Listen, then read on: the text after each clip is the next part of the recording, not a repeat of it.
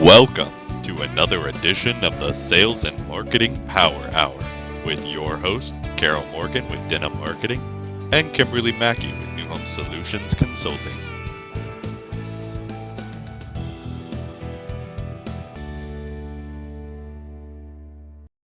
See, what time is it? I think it's probably about time to get started. Time to get started. All right. Well, welcome everybody. We appreciate you joining us for yet another Sales and Marketing Power Hour. And this is going to be a very fun topic of conversation today. A buy now button coming to a website near you soon, or maybe it's already there. So without further ado, we will do our quick introductions. First of all, we want to make sure that you know about our Sales and Marketing Power Hour Facebook group. So, join us there. Lots of lively conversation. Feel free to start the conversation or join in on one. We'd love to have all of you guys on there. Probably a lot of you already are. And then quick introductions. I'm Carol Morgan, founder and president of Denim Marketing. We specialize in public relations, social media, digital marketing, really pretty much content. So if it can be written, we do it. Everything from blogs, traditional public relations. So yes, we still write media advisories and news releases and send those out and score lots of coverage for our clients.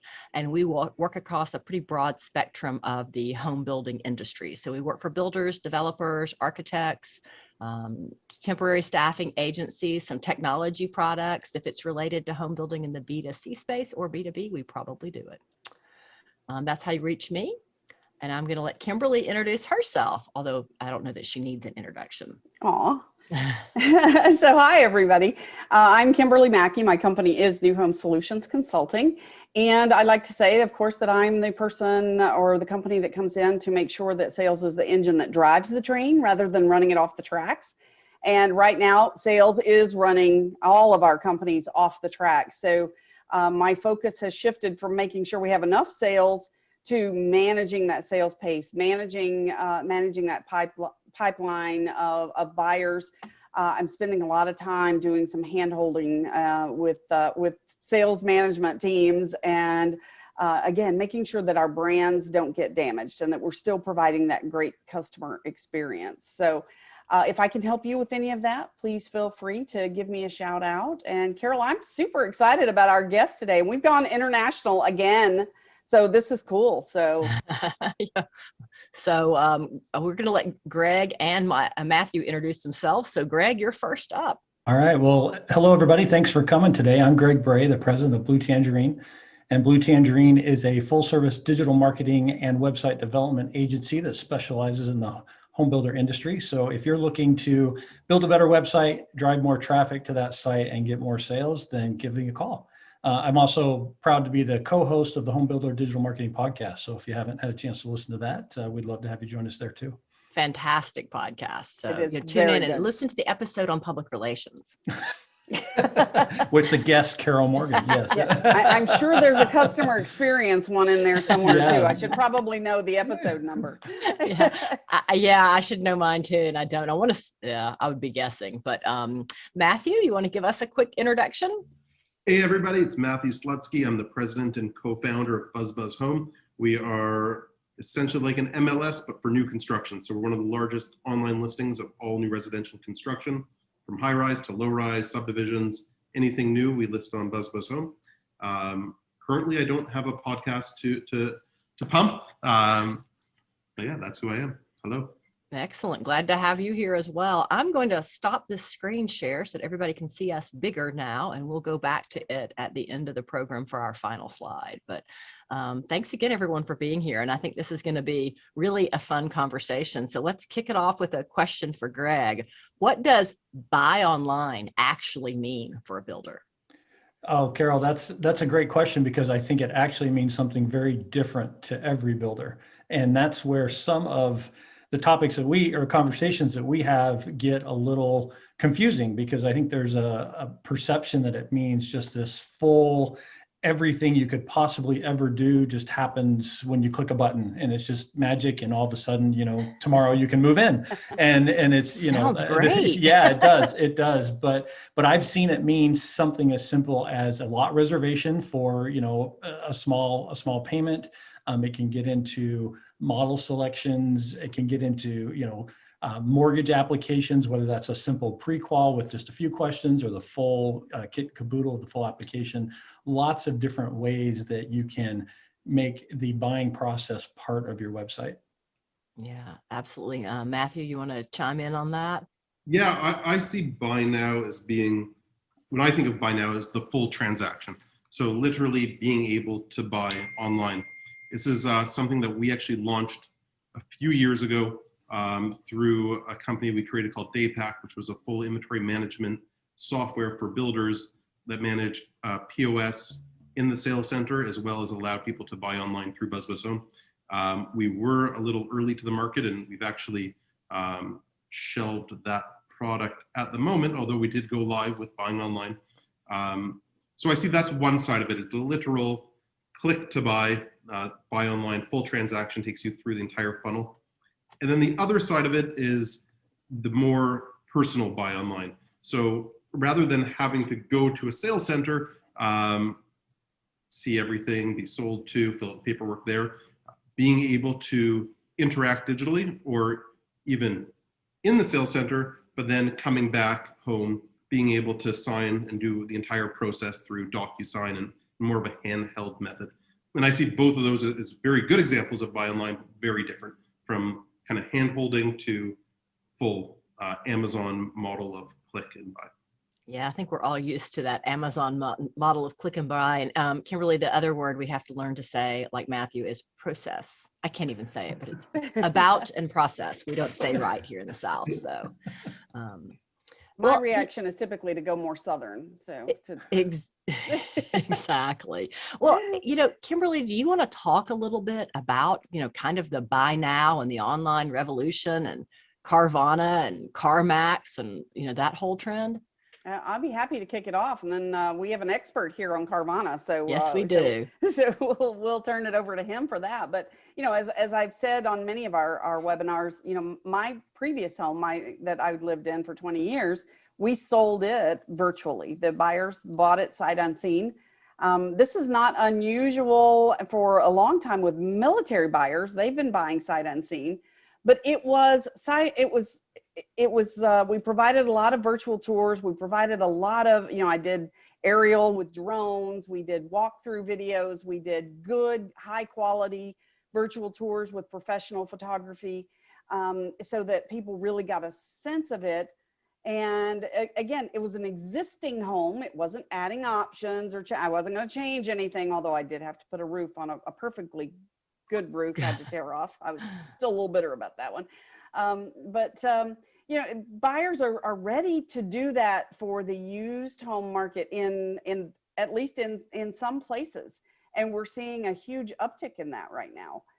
Are they ready to make the leap and totally buy online when it's a new home, which is already a little scary and it's already sight unseen? I mean, we've been selling them virtually. That's what a to be built is, right? So we've been selling them from paper, from drawings, from the website, just to show people what they're going to get. So how big a leap is it really then to go, hey, let me go through this myself? But I think it's still a little more high touch. I'll tell you that was when we launched Buy Now. That was kind of with Daypack, that was our thesis, was we specialize in new construction. And the vast majority of new construction, unless it's an inventory house, there is nothing there to touch. Like, you're going to a sales center for a sales experience, and probably one of the strongest sales experiences you'll ever go through. I mean, it is a hardcore sales environment in the new construction world. So there is nothing to actually see. There might be a model home built, or there might be a model suite built that are totally upgraded beyond belief. So it's not even what you're going to be getting. And that was kind of our belief, is why wouldn't someone buy online rather than exposing themselves to that process? But it didn't really turn out that way. I mean, people still need that hand holding. And again, we thought, there's no doubt that military often bought that way, but that's why we thought new construction was the perfect model for buying online. Like, there is no house to see. There's no physical structure to take an inspector through or your spouse through. Here's like a piece of paper with like a 2D drawing and being like, okay, give us $500,000 now for this piece of paper. So we thought that it was kind of the perfect market for buy online. And I think we're getting there. I still don't think we're fully there yet in most markets. No, but cars, kind of are getting there. Maybe they're getting there faster than us because the car buying experience is, I feel like so much further inferior. It's just not a great experience. So maybe that's it. Greg, what do you think? So you're the car buying expert with this.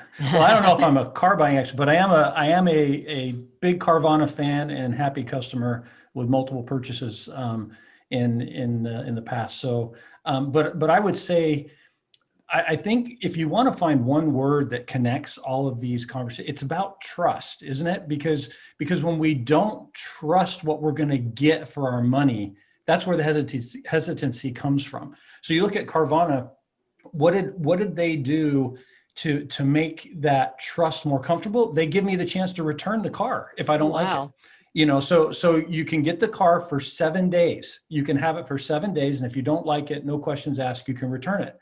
So what does that do for my fear of making a mistake? What does that do for the trust of, am I going to get what I really think I'm going to get? Are these pictures or is this virtual tour really going to be what it is going to show up, in my driveway when I have this car? I think it really is. We think about that trust. Now, again, I'm a big Carvana fan, but I hate their website. All right, I'm going to be honest. The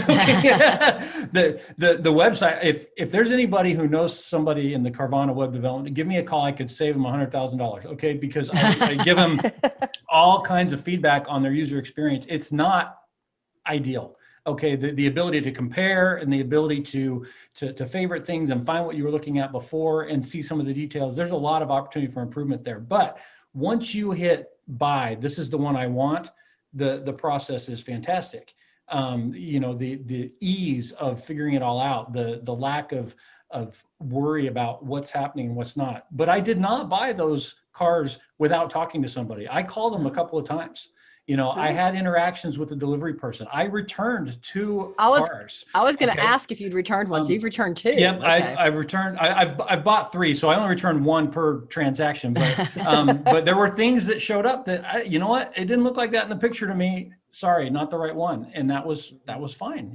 So when I sit there and think about how does that translate to builders.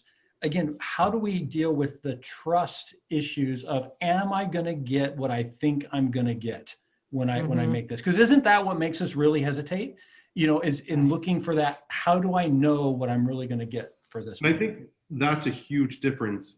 Again, I haven't been on Carvana, but how many car manufacturers are there that you can buy in the United States or North America? Like a handful, and you know them all. Like, would you be buying a car off of Carvana if it was by Le Car and it was like something unknown? Right. Something, would you be willing to take the risk? And there's one is the history of the car manufacturer and the regulations around that, so you feel secure. There's also, listen, you go outside, you see 100 Volvo SUVs, you know what they look like, you know what you're going to be getting through that process. But there are thousands upon thousands of builders, and each unit they produce is a pretty unique unit. I mean, chance of you going down the street and being like, oh, that's the Model 4C Evergreen house. I just bought the 4C Green Evergreen house. Is pretty low. So I think there's getting over that Good hurdle. point. I think some of the big builders who have really strong reputations might be in a different playing field than your typical builder. But even the big builders, I mean, there's efficiencies, there's issues. It's not a standardized process for every unit like it is a car. And people don't understand it. I mean, being an expert in the industry, I still had questions in buying and building. And this is my 3rd new home to build. And I still had questions. There are things that have changed. Each builder does things differently. A lot of the stuff through even the construction, I had to ask questions about. So, and I stumped my builder a couple of times. He had to go find out from the manufacturer of that product because I was asking questions that, out of curiosity more than out of fear of user, what it was going to be like as an end user, but just to make sure I understood it because it was different. It was something that had changed. And I'd say with that, there's definitely, I think probably a lot of what you're talking about is the minute details, but I think all of us here in new construction can read a floor plan really well. I mean, Sure. Everyone's more specialized. For me, it's condos. I can read a condo floor plan and understand it really well.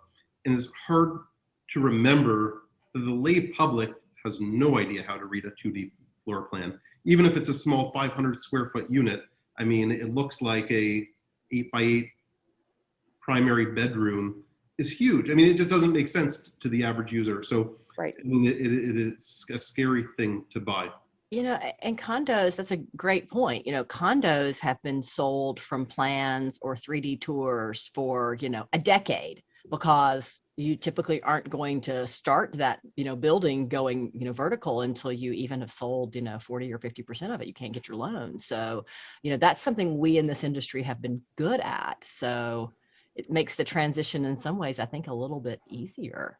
But let's dive into, does buy online equal self-service? Because I know that's what a lot of people, seem to think they can just self-service it and buy online. Talk about that a little bit, Greg. I think that's one of the disconnects when I talk to people, because I think that's what the assumption is, that when we say put a buy button on your website, that they immediately go to that means we have to support an entire self-service model. And I do not believe that that's really what the typical purchase process. It's certainly, I can foresee some small percentage of buyers that are comfortable with that, but I believe for the most part, no, buy online does not equal self-service. It does not mean that I never talk to anybody. It does not mean that I don't have questions I need resolved. It does not mean that I wouldn't benefit from some guidance to find the right home that for me and to make sure that that's there. It does mean, though, that there's a portion of the transaction supported online, so I can do it by myself, but not necessarily from A to Z, the whole thing. That's my feeling on that. And I think when people say, no, people will never buy homes online, I think it's because they're making that assumption that it is this full self-service, never talk to anybody type of process. Right. Well, And I think salespeople are terrified that, right. we're going to put this out there and then I'm not going to have a job anymore. There's not going to be a need for me. And in fact, I think it enhances the sales process, because a good educated customer, just like a good educated realtor, I mean, that's the best for me. And they're coming in maybe at a different place in the funnel. So they're more qualified. They're more ready because they've had a lot of their questions answered. They can see this stuff and they can touch it online, or touch it online with some sort of combination, like maybe a self-tour, it's something to that effect before they reach that salesperson. I think it's about, where are people coming in? Do we force them through the top of the funnel, or is it okay if they enter about halfway through? That's my question. Good questions. Well, you've talked a little bit about what buy now doesn't mean. So talk about how buy now does work on some of the builder websites where it exists. Is that me or Matthew? Yeah. Either one. Who wants to go first? Either both. I can. What I've seen varies a lot. I've seen some simple buy now simply means save your lot for 48 hours. And it's kind of a reservation so that that somebody else isn't going to get it. You make a small, deposit payment to prove you're serious, right? We're not talking about tens of thousands of dollars. You don't want it to be, $10, because you want somebody to have to think at least for a minute before they put that in. Of course, being able to then go beyond the lot and pick which home it is that you want, some of the features that maybe that home has, is kind of where you go on that next step. I've seen, though, also inventory homes that are, completely spec'd out, done, move in the next 30 days type of thing, where people are saying, no, this is the home I want. And this is, I'm going to pay. And again, it's still not a full payment of, $200,000, but it's a step one. I've got this home. Now I'm still going to have to talk to somebody, but there's a process that I'm kicking off with that purchase. That's what I'm seeing out there in the market right now. How did they deal with mortgage qualifications on some of those sites where they're, reserving that, home? And I think there's a lot of dependencies or if you will, caveats. That's the word I'm looking for in this. We're holding this for you pending final approval of financing, or we're holding this pending final this or that, or you have to now talk to a salesperson in order to move to the next step in the process. So you are entering into the process on your own at home, ready to get started, but there's going to be a phone call or a meeting or something coming up really soon. We see it as the full transaction. I mean, that is where we would like to get to, and we try getting our leads as close to the transaction line as possible. I think reserving a property is great. It's a step closer to transaction. But when we talk about it at our company and future plans, it's trying to get to the transaction level, literal buy now. The process that we came up with, it actually had the ability for people to upload their pre-approvals. There was stuff to meet different anti-money laundering regulations, especially that are in Canada. So you had to upload like know your customer, know your client type of information. So your passport, your a bunch of IDs, a bunch of different paperwork that you had to upload. So what happened was when you clicked buy now and you went through the funnel, the final stage is that entire package with the signed APS got sent to the builder to review and then for them to sign off. So they were now seeing your mortgage pre-approval, all your documentations. We also did your first deposit through credit card. So they actually saw the flow of money. So it was the actual full process. Again, that is kind of the ultimate goal to get to. I think reserving properties is fantastic, but I also think the more handheld human back-end approach is really important in today's market. So kind of what you're talking about, sure, you can go into the sales center, you can see everything, you can go back to your house, make your final decision. The sales team can send over a DocuSign package. You can do your signing from the comfort of your home rather than having to be in the sales center. I also consider that buy online. That's a version of it, and it's a very good version. I think that is the actual realistic one right now. I think the click to buy model is realistic in a very small percentage of the population, in a very small segment of different markets. So in Southern Ontario, the investor market high rise, I think is important. So the investors who are buying 5 years before these things are built, they've already probably bought 15 condos, maybe 20 condos in the past. They understand floor plans, they understand the process, they know all the builders inside and out, and can actually make those decisions. Like, it's a no-brainer. You see a good price, you know how to read a plan, sure, buy, done. I think that, and again, that is a very small playing field, but I do think that's a good stepping stone or a good starting point for the first people who will actually click the buy now button. I think investors do have that too, because they're not emotionally attached to it. So they're looking at ROI.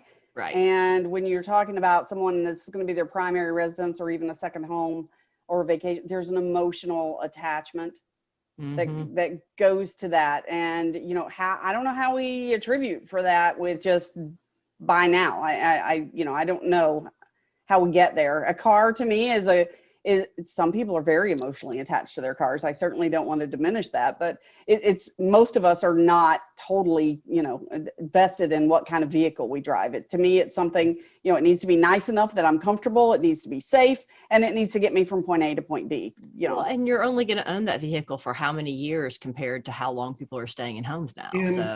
And you know that you're going to be losing money on your car. Yes, it's already a lost shot. Yeah. A really important part is you're buying something knowing you're going to only have it for a few years, most likely, knowing you're going to be losing money on it and knowing that if you do lose money on it, you're cool with that, versus buying a home you're going to hope is going to, if it's built well and it's an actual livable home with good materials, it's going to hopefully appreciate in value, unless, again, you realize the bedroom's 6 feet by 6 feet and nobody wants to buy that. When your bed won't fit in there. But you're talking quantities of money that could actually bankrupt you, right? Where you're expecting increase in capital. So I think that there's a big difference between buying a car and buying a house. That said, again, I would like to get to the buy now process. I just recently tried buying a bike online because, again, we're in lockdown, and it took me weeks to pick like a not expensive bike. And it was just mind blowing, all the different features. And yeah, and if I was thinking, if I have such a hard time buying a bicycle online, it is not going to be easy getting someone to pay 500,000, $1 million, $2 million for a new home online. I'm buying rugs, and color variations are so subtle and you can't tell online, and I'm taking 2 pictures and literally making a collage out of them and putting them side by side, and still it doesn't even, they show up and then they don't match. I need 2 rugs to go in a space where they're going to have to coordinate. But of course, that's a lot, and I think about that. I had to do my color session online, and fortunately I did have the opportunity to preview, but still, I love all of my colors. Everything worked out well, except for my backsplash, which just drives me insane. And it looked online like it was the perfect thing, but it wasn't. It was just, when in reality, it was just slightly off. So this is also where a great sales team can make a world of difference in a great corporate culture, because again, in the kind of hybrid version, they could have sent you actual samples to your house, which to you would have been like a wow moment. Like, this builder sent us, like, it doesn't have to be a big swatch, it could be a small swatch to show you, but that is something that could really set builders apart. I think somebody was great idea. Or have them at the sales center so that people could stop by. Although I'm talking about the full online. Full online thing. Yeah. So. Well, and that's, I guess, brings up a good point. So does buy online or buy now, does that mean that they don't ever visit the sales center or don't ever visit the model home? What do you guys think? Well, I think there's certainly danger in putting all of our buyers into a single bucket of this is how everyone will do it, right? And so when we talk about kind of that product, I think we need to recognize that a portion of the buyer group wants this, whereas the others will always do it the way it's been done, and there'll be some that'll be more comfortable. And so as we pick and choose, I think it's very likely that someone can come tour a model, visit the community, and then go home and say, okay, I already know I want the such and such model because I walked it. I already walked around, so I want lot, whatever. And now I go and say, now I click, I want lot this, I want this home, and I go through the process on the website because I have done my research by visiting. And I think that's a very viable one. The idea of someone's remote and can't, and you can send them some things to make them comfortable with some of the options or things like that. Of course, the virtual tours and the interactive floor plans and all those, modelization or visualization tools that help us see things, help with that trust piece. I think maybe it might be helpful to step back for just a second, if I could. Oh, absolutely. And say, why do we even want to do this? Why do we even want this buy online? Is it because it's better for the builder, or is it because the buyer wants it and expects it and needs it? Good point. And I think there's some benefits to the builder from doing it, but if we're only doing it because we're trying to let our salesperson meet with twice as many folks because they do half the stuff, at home online, that's a different goal than because the customer really wants it this way. And if the customer really wants it this way, we are going to lose the sale to the builder who provides it in the way that they want to do it if we haven't.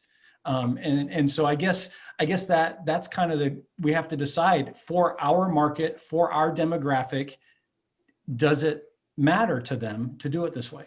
Has anyone done a survey? Yeah, I'd love to know. Do we know? Do they want it? Would they use it? I mean, we know some of them will, because certainly they are.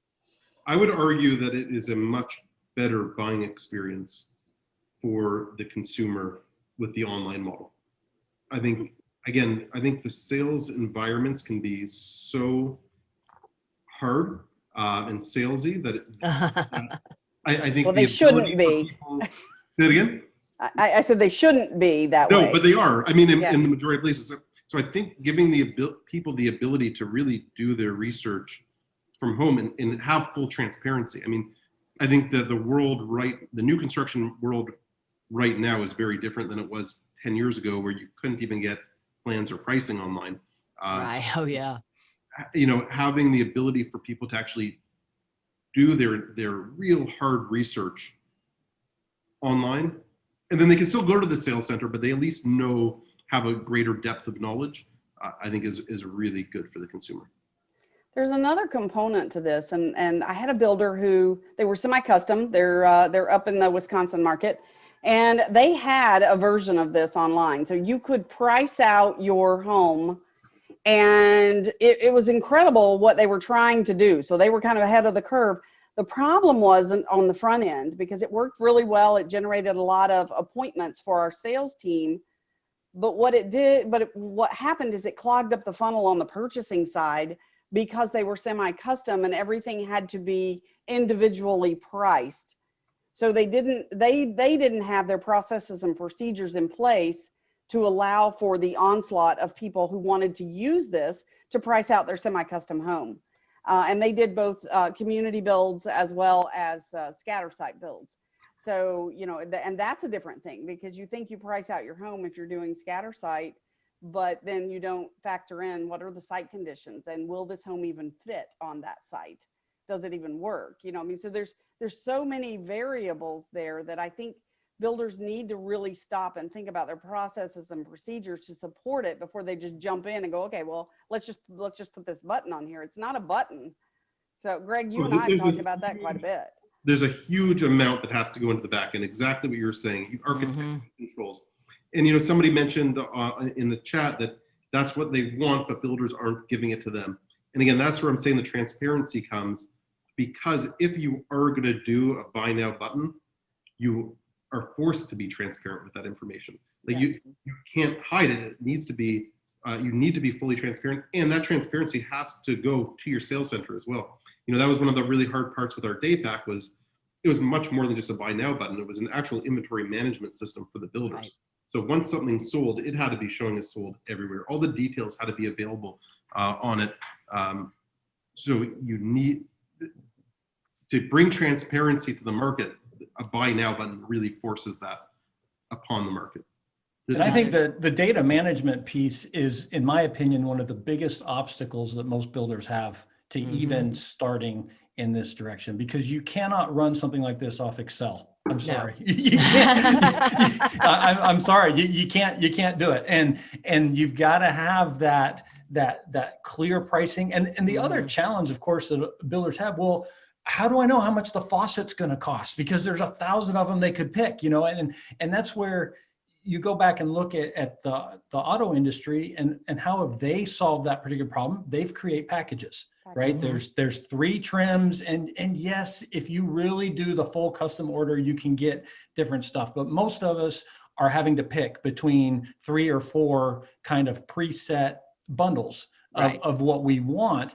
And I see a little bit of that in the building industry, and we tend, I think builders don't like that idea because it loses some of the personal touch. And then, and again, what is your demographic? What is your market? What is your type of home fit? That doesn't make any sense for the super custom builder, of course.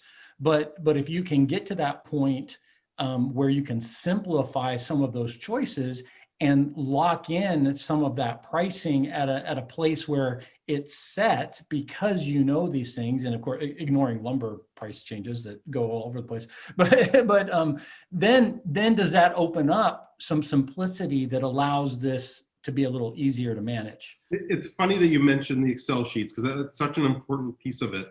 That one question is, will the public actually go for a buy now button? Or an online process. The other is, can builders actually do it? At BuzzBuzzHome, we get, part of our data sources is builders give us feeds of their inventory, which is great. We often get builders saying, yeah, we'll feed you. Who should we fax our Excel sheet to? And it's like, first of all, I don't even think we have a fax number, but that is kind of where, again, a lot of builders still do manage their entire inventory off of basic Excel sheets. It's crazy.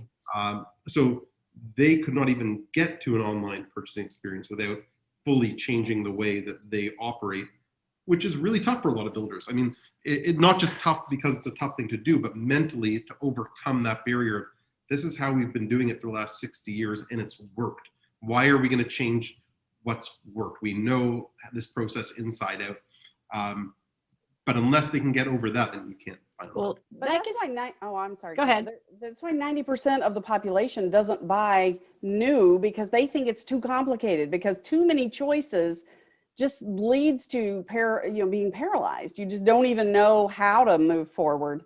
So, that's the big builders. When you look at, the big national builders, they are offering packages. right. And there's a reason for that, because they found that their buyers are happier, and because they're producing the same things over and over, and it's allowing them to have that buying power. So the buyer's getting better value. And we find in our in the Tampa market, in the Florida market, buyers flock to that production builder, even at really high price points, more than they go to your semi-custom and custom builder, because now somebody has simplified this process for them. So to me, this is just taking it another step further, that we're just making something else a little more simple and eliminating barriers to entry. Yeah. Well, and it goes back to our pre-show banter about technology and how COVID really fast-paced home building, to jump onto the technology bandwagon, but how far behind the home building industry still is lots of other industries, which is why we have buyers who want to buy online. And if you have fax machines, give them up. I'm just saying, go, leave that to the government and the medical professionals. So let's get rid of those. Technologically speaking, COVID moved builders up like 10 years overnight, and they're still now only 20 years behind. Again, not saying that about every builder. There are some very technological builders, but the vast majority are still very interesting. We have a comment in the chat. Redfin has the figures that show that many people make offers online without seeing the home. Now that's California, where they have intense inventory shortages. This shows that consumers want this. Look at the Redfin model. They even ask if the buyer has a buyer's agent. And if not, they quote the dollars a buyer will save without that buyer's agent. They're obviously encouraging buyers to make offers by mentioning the savings, especially makes the buy now attractive to the buyer, since they can have, savings. Not encouraging this strategy, but interesting to look at. Well, and I'm to totally expose some of my past history. I bought my first home in 1999, sight unseen. Wow. It was not online. It was not online. Okay. It was from some emailed pictures from the agent. And we did have, and it was just a weird, we had gone to tour. We were moving. We had gone to visit the area. We had been shown around and hadn't seen anything we liked. We had to go back home. We were trying not to make another trip because we were young and poor. And, we probably should have just rented an apartment for 6 months. Right. And then shopped around, but we were too young and poor and naive to understand that piece. So we had a couple of my future coworkers, spouses that toured a couple and said, this looks good. We think you'll like it. And then we got a few pictures and we took the plunge, and it worked out. It worked out because of some things that you can always just repaint that. You can always just get that fixed. You can, some of these things that they come up. New homes have a huge advantage compared to resales because it's brand new. It's up to date. It's got the latest and greatest. And honestly, I think one of the biggest missed marketing tools in this type of conversation that builders miss out on is plugging their warranty. Yes. Where does my fear of something going wrong, disappear when I understand that you're going to come back and fix it all for how long, and you may even sell me an upgrade to make that even longer, where I can get a few more years on it or whatever. I think that's a real warranties, like in this little corner somewhere of the website for the current customers, and it's hidden away and we don't like to talk about it. It is a huge selling advantage, in my opinion, to take away that fear of something that I haven't been able to see and tour or don't, have the time to do. Great point.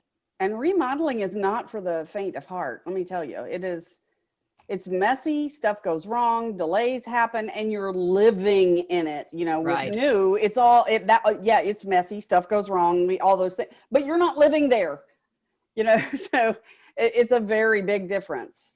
So yeah, kudos to you that you were able to do that, and you were ahead of your time. What a revolutionary. Well, I don't think it was the right choice in hindsight, but hey, in today's environment, it makes me sound like I'm a leader, right? For Yeah, years you ago, were visionary. You're visionary.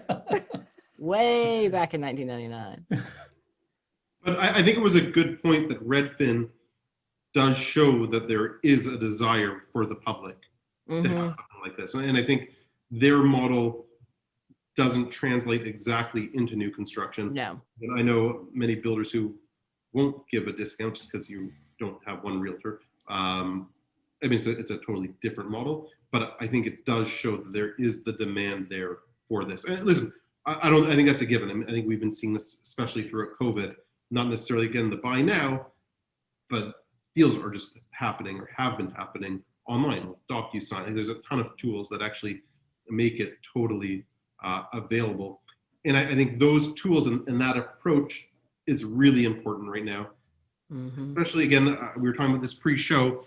I don't have any stats on this, but I believe the younger market really relies on, from what I see, on realtors to handhold them through, especially the final processes.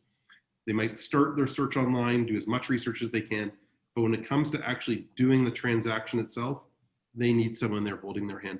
And that's not a bad thing at all. I think it is the importance of the realtor to give that confidence, to make sure that they've looked at comparables, looked at different options, and understand the marketplace. So I think it's a smart move and a good move that they want that. But it is, I think, a really important part of the online purchasing experience, especially for the younger generation. Yeah, well, 50%, 50 or 60% of our buyers, depending on what kind of market you're in. I mean, in Tampa, where I'm sitting, it's a 70 or 80% co-brokerage situation where buyers want that person. They want that person, and they're perceived to be in their corner. In Florida, we're all transaction agents, so you don't necessarily, you represent the transaction, not the person, but the buyer still feels that they have that person in their corner who can read the contracts, who can advise them of things, or can be that other set of eyes when they're not able to be somewhere. And there's value in having that if you have the right representation. For a builder, that can go the other way. If you have that hysterical realtor or the one who blows up deals, that's not a good thing. But there are a lot of educated, strong outside agents who really do represent that buyer and are valuable assets to those of us in new homes. I just want to bring up one other point that Greg mentioned, and that was the importance of the warranty, and couple that with the comments that he made about car buying through, I don't even remember the website name, Carvela, and being able to return a car. Now, every area is different. I mean, again, we operate in a lot of different areas, but in many areas, there's a cooling off period after you purchase new construction. So in Southern Ontario, it's 10 days. In BC, it's 7 days. And that means and I'll just use Southern Ontario as the example, for 10 days after you purchase new construction, for any reason whatsoever, you could just call up the builder and cancel immediately and get refunded. And it came into place because of I mentioned this a few times, and hopefully people are getting bored of it, but because of the really harsh sales experience in the sales centers and people almost being bullied to purchase, this gave them 10 days to kind of walk away and be like, whoa, what did we just do? So that model, again, works really well for purchasing online, is this 10 or 7 or any amount of days where you can literally just call up and say cancel. And that's we did that with a builder in Florida when COVID hit. So we offered, because we had people who were concerned, am I still going to have a job? So we didn't start their home, but we would allow them to go ahead and purchase and lock in their pricing. And then we would delay the start for 60 days. So they had 60 days to cancel really for any reason if they were concerned about their job. But in most of the US, we don't have that cooling off period unless you're talking about condominium sales, in which case most states do allow for a period of time for condominiums. So in Florida, it's 14 days. Exactly. But I think that being able to add that onto the online purchasing, even if it's something that a builder gives as a secondary warranty, or you could call it insurance policy for purchasing online. I think something that is really important. That's why, again, I forget the name, Carvana, Zappos, like everyone does free returns because it gives that comfort in the actual purchase. Again, it's different. You're not actually getting the home moving in and they can return it, but at least it gives you some time to reflect on what you've done. But well, I don't think this market is going to last forever, but in, we have this super hot market right now where builders are in bidding wars and offering limited release and throttling sales. So a buy now button, does it make sense in this type of market where we don't want to hold back on something because we have too many people? There are literally builders here who are saying, okay, we're releasing 4 home sites. Come make us your highest and best offer. Mm-hmm. And that's how they're handling their sales throttling, is they're just, every couple of months, they're releasing a few home sites at a time and asking people to come bid on those home sites. But that can work with online purchasing as well. Sure. I mean, again, it almost makes I've also always said that, again, not only does it bring transparency to the market, but it brings democracy to the market. It's no longer just, can your VIP realtor get you in the door? It's, yeah, you want to buy, go online at this time. Click buy, you can get it. And if you want, you can put an increased price. You can say, yeah, put me ahead of somebody else. I'm actually willing to pay an extra $80,000 for this house, or an extra, whatever you want. But it saves the builder the headaches of having to deal with lineups, of sales centers overcrowding, of even having to build these, every market's different, but builder could spend $2 to $5 million on a sales pavilion. You could save on that and have a better experience for the purchaser because it's no longer just who you know in the VIP. It democratizes it and allows you to do things like, enter a worksheet and put your price on. And we'll select the highest price for this unit. Right. And Kimberly, to today's market scenario, you're right. It may not make sense to push sales faster right now, but at the same time, if you called me this afternoon and say, Greg, we're ready to put a buy now button on our website, it won't be on there tomorrow. Okay. There's a lot of work that goes, there's a lot of details that go into what needs to happen there. So is it the time to start thinking about it? Because today's market is not normal. And it is not the new normal. It can't be, right? It can't be that. Anomaly. Now, how long it will last, who knows? But it's a great time because you ought to have a little extra cash in the marketing budget, I would assume, to start prepping for some of these things. And maybe you're not ready for the buy now button, but you know what? Your photography needs to be better anyway on your website. Your interactive floor plans need to be better anyway. All of your Matterport tours and your virtual tours need to be better anyway. And all of those things help support that whole online purchase process. And if you don't even have that ready, which frankly, a lot of builders don't. And I'm talking to you people with those black and white stick drawings of elevations that, come on now, at least get some color going on here. These foundational pieces, you don't have to go from here all the way to there in one big step. There's a lot of supporting pieces that you can do right now that will help well into the future. That's a great idea. Talk also, Greg, about how the website becomes central to the sales process versus, just a lead generation tool once you make this transition. So the idea there is again about kind of this data consistency to the world, right? If someone can reserve a lot right now, and there's only one of those, there's only one lot 10 in community A, right? You can't have somebody selling it in the sales center at the same time somebody's reserving it online. It's got to be in sync. So people all have to be looking at that same view of the world and what's available and what it costs. You can't tell your salespeople, hey, we're raising lot premiums $5,000 today because of demand, and it takes a week for the website to get that new price updated. Okay, that doesn't work, right? And or someone forgot to update the website. Okay, you can't have that kind of disconnect. So what we see a lot, and kind of to Matthew's comment about data management and Excel sheets and everything too, we see the website, when someone doesn't have kind of that back office infrastructure, the website kind of becomes the home of the data, because that's where people kind of bring it all together kind of naturally, because in order to display it there. And so at that point, making sure that everyone is looking at that same data. And whether the website's the master copy or not is a question. Somebody's got to own the master copy, and everybody's got to be seeing the same thing. And that's where that website really becomes just central to the whole thing. If the website is your key sales agent for a certain part of that process, they can't have different information than everybody else has. Sorry, I got on a rant there. That's a good rant. You push the button.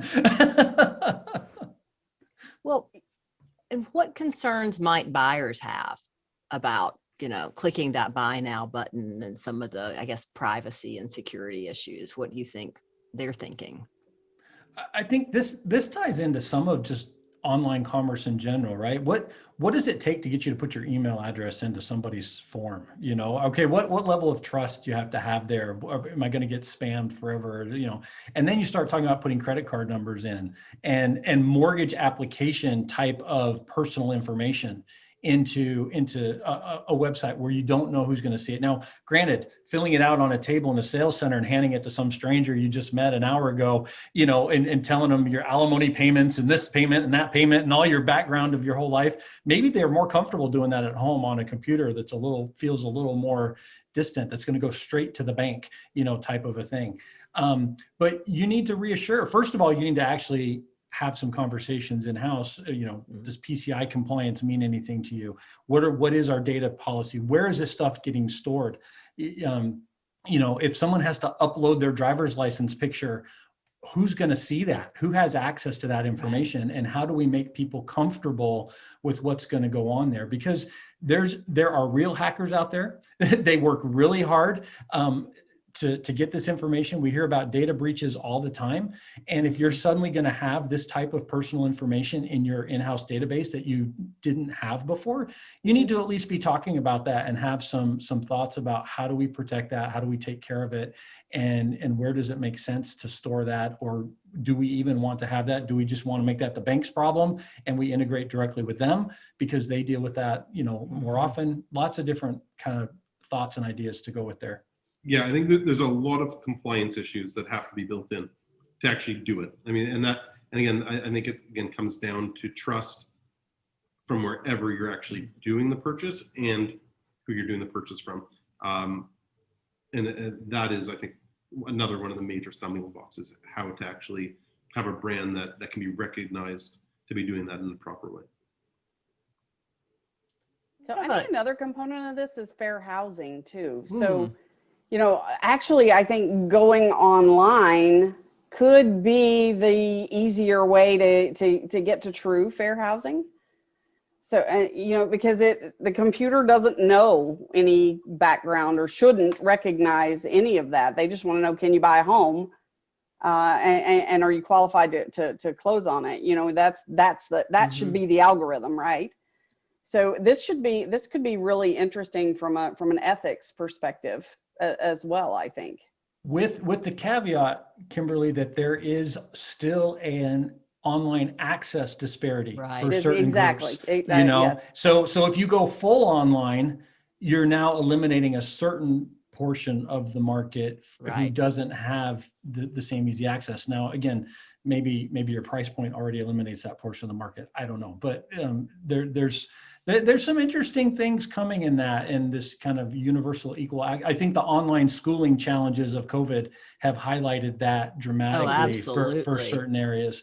And it's been really interesting to see, even in our school district, the difference between some schools and others that they've had to try and deal with, and some of the things that they've had to do, where my kids have good access, but some others don't. And so therefore the teachers can't do this or that they might like to because of this virtual schooling that's going on. So there's going to be some interesting things to see if we can't get better internet to everybody. Well, there's also the technologically challenged. So even if they have access, we still have, a population of people who did not grow up and technology is not second nature to them. And they are active buyers in many cases. So, so I agree. And I don't think we go all one way or the other. in many cases, those technologically advanced people are also the builders themselves. Sad but true. Oh, And, my and you just goodness. offended how much of our audience? Yeah. There we go. I don't think it's offensive. I think most builders know that. They're fine with it. Yeah, they're fine with it. Yeah.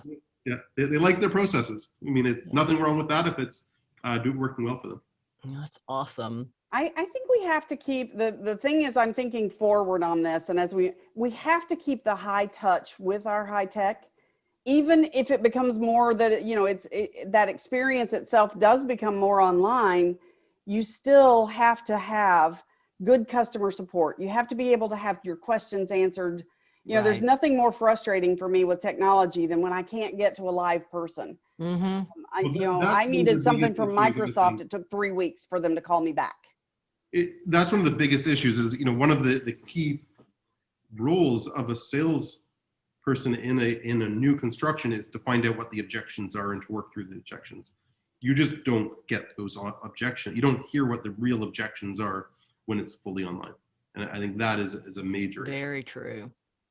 Very Well, true. is anybody else old enough to remember the day where you would order something from a company's website and you could not return it to the store, down the street? Okay, Right. I'm old enough to remember that, and how annoying that was, that it was Right. like two separate companies, the website versus the store, and how e-commerce has worked really hard over the last little while to now you can order online and go pick it up in the store in 2 hours, in a lot of places. And that has dramatically changed how the website fits with their business. I think, again, we see some of that still in the builder industry. How do we make it where it's much more integrated, where it works together the way that we see in retail?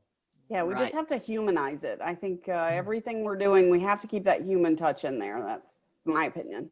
And just keep watching what these big retailers are doing, because that becomes the norm for all of our buyers. They're used to, ordering from Publix or Kroger or whatever and going and pulling up in their car and having their groceries delivered to the back of it, or having their groceries delivered to their house, or as, Best thing Greg- that came out of COVID. Yeah, Greg says, returning that order to the belt down the street versus having to do it online. And these are trends that are just going to continue into the future. So we either embrace them or we get left behind as an industry. Wait, I want to go back to something you just said. So are you encouraging us to look outside of our industry for innovation and not just copy what the builder down the street is doing? Correct. Oh my gosh, that's That might mind-blowing be a right there. Great idea for all sorts of things, looking at other people's marketing, looking at their sales process. We can learn from lots of other industries.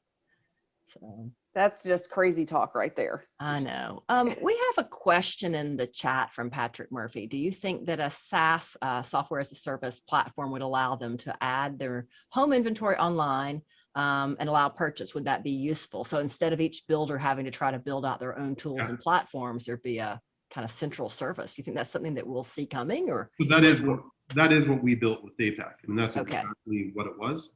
And the builders, again, we've shelved it, so we're not working on it.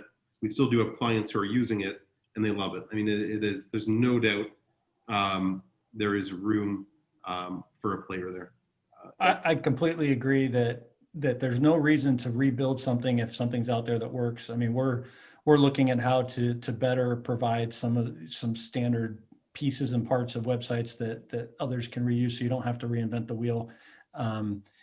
It all gets into, whenever you go SaaS, of course, there's a portion of it where you just have to do it the way it was built, right? And so you have to decide, can I live with that with my business? Is that okay? And if it's not, all right, fine, you may need to do your own. But if it is, or you can make some of those tweaks, often there's some best practices built in, because the folks thinking of that process spend a little more time maybe than you have trying to put it together, that might actually make, if you understand why it's doing it this way, might actually make your process improve, for using the software. And There's Patrick's- no doubt that that's something that we heard time and time again with our software.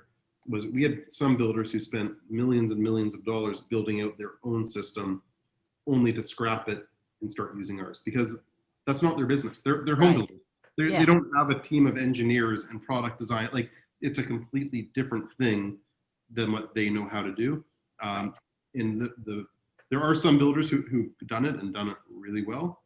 The vast majority that I know that have tried to do it, it's been just wasted money. They have not been able to build what they thought they were building. I mean, as someone who builds these types of things, it is really tough. I mean, it is a painstaking, difficult process building software. And same goes for me. I wouldn't try to just go out and build a house. Even though I know what I want it to look like, I'd go to a home builder to do that for me. And Patrick's coming to us from Canada too. So you see, those Canadians are gonna Trendsetters. Yes, they are. They're building these things. So we're a couple minutes past 1 o'clock, Carol. Yes, I know. So we need to wrap this up. So hopefully you guys are all looking at our final screen here, which is a teaser for our next Sales and Marketing Power Hour is by appointment, here to stay. And we've got some fantastic special guests that are going to join us for that one. Tracy Lamb, Linda Hebert, and Lori Asaro. So please mark May 21st. As the date for that. And we hope you'll all join us again. And thank you for joining us today. We appreciate having all of you here and love all of your questions and interaction. Thanks, Greg and Matthew. I appreciate you so much. Thanks so much. Great job. Great.